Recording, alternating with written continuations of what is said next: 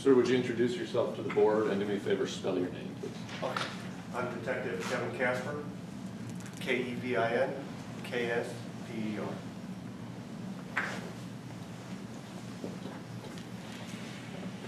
Detective, how long have you been with the Columbia Police Department? 5 years. And in what capacities have you worked for the PD?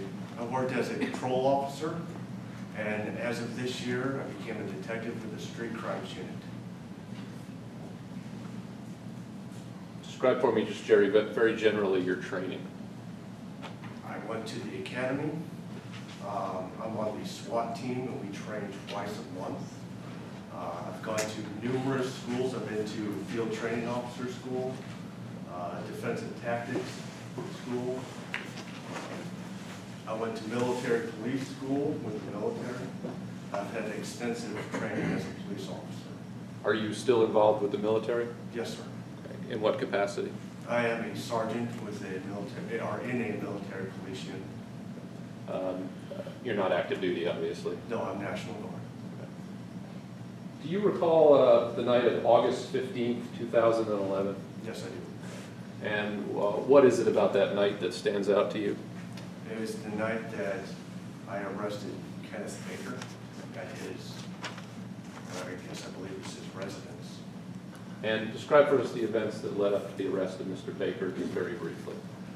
We had a anonymous phone call stating that Mr. Baker was at this location and he had 2 felony warrants for his arrest.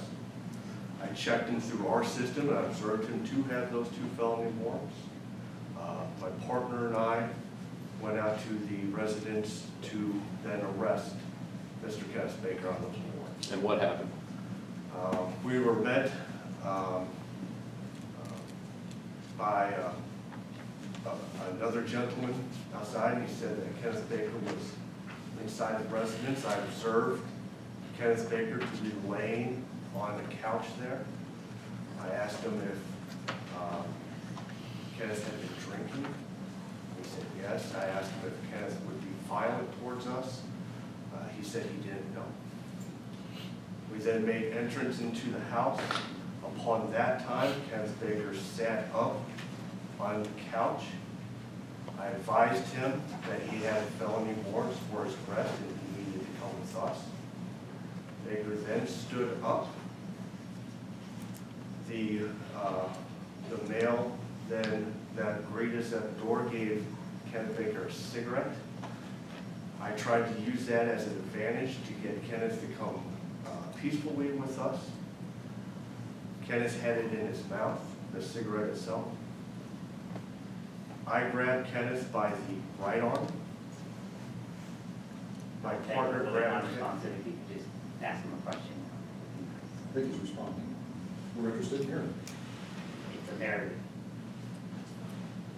So I have any question. I can bring him along if you'd like.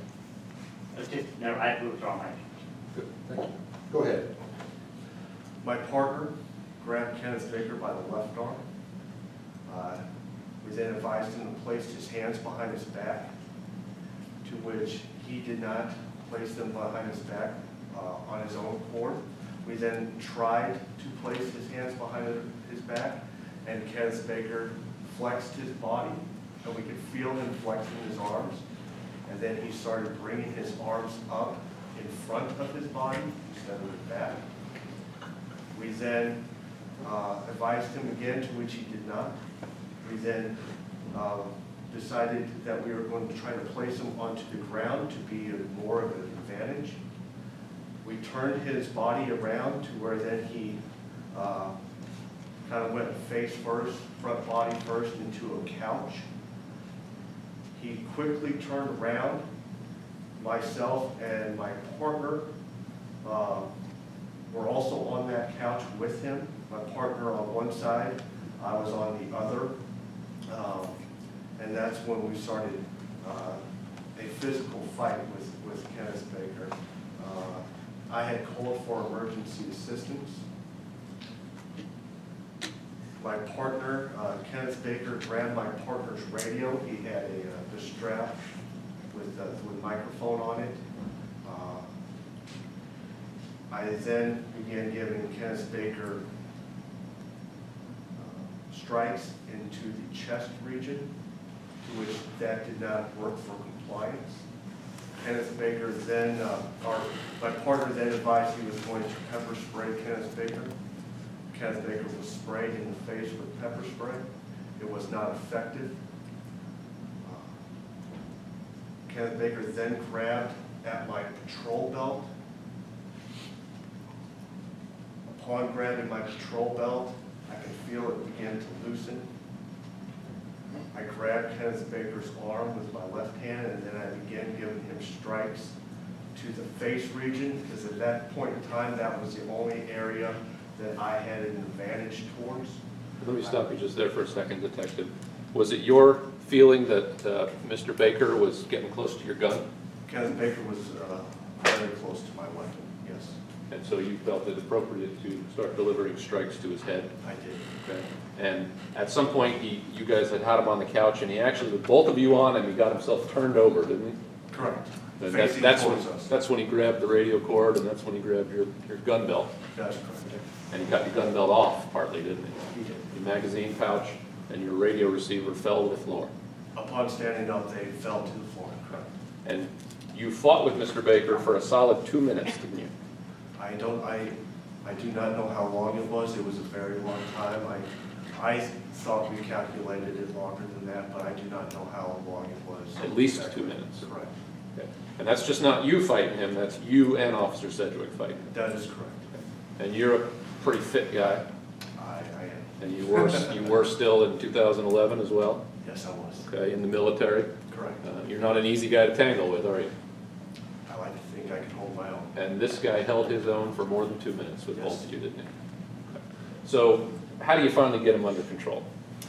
Officer Sedgwick and I decided to pull Kenneth Baker from off the couch and back onto the floor. Upon pulling him off the couch, he went down face first onto his chest. And I believe at that point in time is when the pepper spray started taking effect, and we were then able to place him into handcuffs. And then at some point, did another officer arrive? Officer Brandon Kreitz arrived nearly the same time as we were cuffing Mr. Kenneth Baker. And Officer Christ, did he come into the house with you guys? Not at the time. He came into the house upon his arrival as we were cuffing him. And then all three of you walked out with Mr. Baker, right? Correct. And when you walked out of the house, who else had arrived? Sergeant Mark Buck, Sergeant Bruce Houston, and Rob Sanders. And so you all wrestled Mr. Baker over to one of the patrol cars, and in fact, you had to pass him off to Officer Kreitz and Officer Sanders because both you and Officer Sedgwick were so exhausted. We were exhausted. Okay. In fact, one of you was bent over wheezing and couldn't even catch your breath. That's correct. Was that you or him? Sedgwick. I don't remember at this time. It's okay. But one of you, in fact, was so out of breath you could barely speak. It was me. Okay. I understand. was pretty tired. You were pretty tired after more than a 2-minute fight with somebody who, if it had gone on much longer, pardon my French, might have kicked your ass. It could have. Okay. And so you pass him off to Officer Kreitz and Officer Sanders, and then what do you do? At that point in time, the nerves started calming down, everything starts calming down, and I'm trying to put my belt back together. I'm shaking pretty badly. I was unable to place my belt back together, and that's when Rob Sanders came and he assisted me on putting my belt back together and calming me down. Now, did you go with Mr. Baker to the police department? I did not. Okay. Who transported him, do you know? I believe it was Rob Sanders, but I'm not for certain. Okay. You were still recovering at Correct. that point. Okay. After Mr. Baker had left with those officers, what did you do? We had to take pictures at the scene because Force was used on this subject. I had to take photographs of the house where the fight occurred. At some point, did you and Officer Sedgwick return to the police department? Yes, sir. And what happened when you arrived there? I was informed that force was used on Kenneth Baker. Did you understand what had occurred? What kind of force, what happened? I heard he was pushed in the holding cell. Okay. Did you know why? I think At that point, did you know No, why? I did not know why at that point. Okay. And did you hear Rob Sanders make some comment about it? Yes, I did. What did Rob say? I believe he stated that he did not win round 2. And that's because one of you guys, either you or Sedgwick, asked him, so what happened? Correct. And did you interpret that comment as some sort of evidence of malice? No, Have you known Rob for a while? I have. Okay. Can Rob be sarcastic? He certainly can. Do you guys use slang sometimes? We do. Okay. Do you have maybe colorful names for certain techniques or people or anything like that? We do joke around with each other, as, in situations such as high stress as the one that I had just encountered. Yeah. After a situation like that, Correct. when you're coming down, it's very common to joke about it, isn't it? Correct. And it might look disrespectful, or it might look cavalier to an outsider, but you know that all Rob was doing was saying, hey, we tangled with the guy and something happened.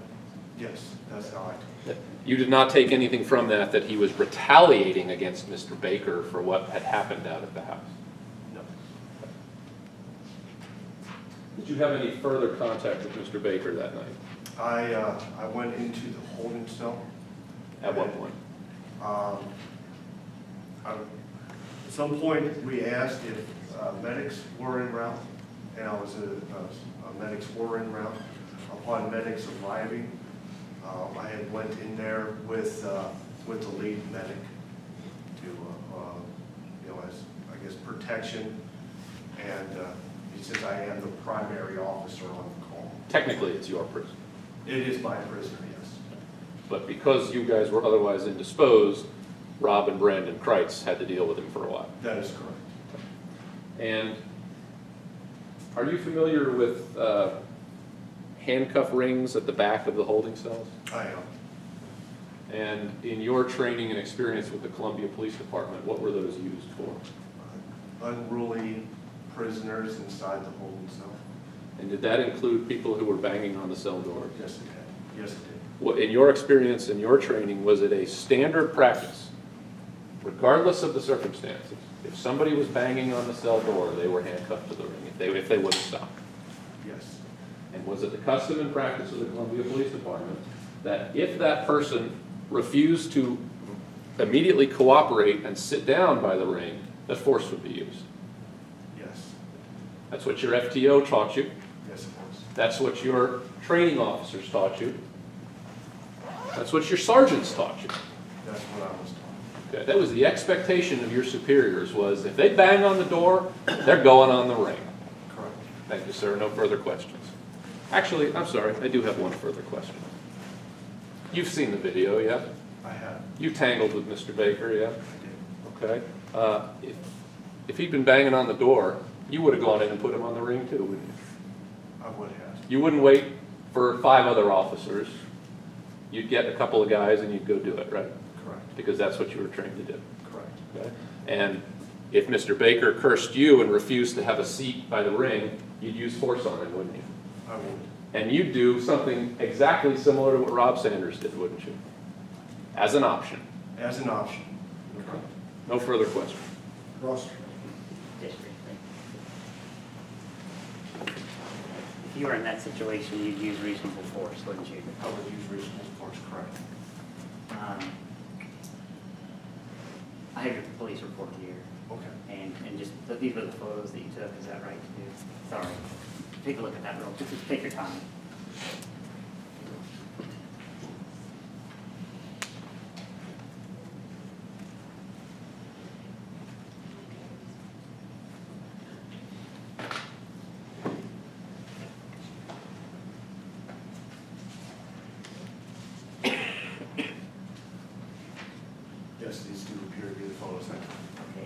this your whole report? Yes, that's my whole. Um, and maybe you just remember this, otherwise we can refresh your recollection if you want. But do you remember what the warrants were for? The warrants, I believe, were for non-support. Okay. And do you remember that you put in your report that Baker received medical tests from medical personnel and discovered a compression fracture in his spine, to his spine? I did place that in my report, yes. And you remember in your report that said, I took the handcuffs off Baker and advised him that his warrants were still active and he could be arrested for them in the future. Is that right? Yes. So Mr. Baker was actually left at the hospital. Is that correct? That is correct. After all this. Is that correct? That is correct, yes. Sorry, what was the question? After all this, he was left at the hospital. And that was based on the medical personnel advisory that they shouldn't be released. Is that correct, too? The doctor stated that he was not going to be released, or he didn't believe he was going to be released that night. Right. Correct. I don't remember anywhere in your report that Baker was going for your weapon. Is that true? Well, I do not know what was on his mind. That's why I'm not going to place that into my report. I just Okay. tell the facts. Okay, but nowhere, he didn't get a hold of it. He was pulling at me, wrestling with you. Correct. He did not get a hold of my weapon. No. It's possible he could have, but he didn't. Correct. God, I'm gonna mark this as Exhibit 49 and just pass it. I don't have copies of this, but I'm just gonna enter it. You guys can review it later if you want to. And I have no further questions. I'm gonna mark this as copy of Exhibit 49. This is your full report. Okay. You recognized it. Correct. I assume you made it in the normal course of business, Yes. and it was made right near when the events happened. Correct. I'd like to submit it into evidence as 49. It's copy. No objection. If you guys in background, or if you want me to have a copy of it. Absolutely. That's Okay. what I said early on today. If you want a copy, I didn't know. it's every exhibit. I didn't know what the Redirect. Detective, in your training and experience with the Columbia Police Department, Rob Sanders did use reasonable force, didn't he? I believe so. And this issue of the medical personnel at the hospital finding a compression fracture to Mr. Baker's spine, they also told you they have no idea when he suffered it, true? Correct. They advised that a fracture like that could be obtained or suffered from riding in a boat and hitting a wave. And you even speculated that it could have happened when you and Sedgwick ended up jamming him into the wall too, at the house, right? It could have happened then. Because when you tried to put him on the couch, he actually went and slammed into the wall, didn't he? Yes, his face hit the wall as we placed him or pushed him into the couch. And it certainly wasn't your call to leave him at the hospital, right? It was not. That comes from a supervisor That is correct. who says, we're not going to leave somebody sitting here all night on a busy night, right? Correct. And it was a busy night, wasn't it? It wasn't. There was a lot going on, yeah? Correct. Thank you, nothing further. No, I So should we recall or not? don't. I don't. Okay, questions by the board? Very short question. In response to a question on direct from Mr. Jansen, he asked you if you would respond in this situation after seeing the film in a way that was exactly similar to the way that Mr. Sanders responded. You said yes. Okay, go on, sorry. What meaning do you attach to the phrase exactly similar? I'm not in that situation. That is a situation only for Rob Sanders. He was the one in that situation there. Would I have or could I have done the exact same thing? That's how I perceived in answering the question. That's where I answered yes. Now, placed in that situation, do I know exactly what I would do? No, I don't. It happens in that moment. So your yes answer would be qualified Yes. to the phrase exactly similar. It could happen that way. I would have to be placed in that situation. Thank you. Quick question. You said based on the use of force, you had certain procedures you had to follow afterwards with pictures and probably report and things like that. Based on that use of force at the scene, would it have been customary to contact medical personnel to either come to the scene for the, Mr. Baker, or to meet with the police station for an evaluation or anything like that? Mr. Baker wasn't complaining of any injuries at the time, and so since he had no complaints, you know, and I had my supervisors out there, he was taken to the Columbia Police Department. Okay, thank you. You said you put people on the ring before. I have. How'd you do that? Break in and push them down, or did you get another officer and grab one, each of you grab one of those arms? It's happened over the course of 5 years, or up to whenever we stopped placing people on the ring. I have done it differently on different occasions. I've never done it by myself. I've always had other officers in there with me. Have we had to physically force people to place them onto that ring? Yes. How'd you do that? Like I said, I've had many situations where I've done it. Do I remember any specifically offhand? No. I mean, where I can tell you detail for detail how we did it? No. I would have to see a report, which I have written in the past about that. So the hundreds of times, you can't remember any of them, how you do it? Specifically in detail? No. Do you recall if you would have used the same technique as Officer Sanders? I would have to be placed in that situation. No. Have I used the In the same past. technique? I don't believe I have used the same technique, no.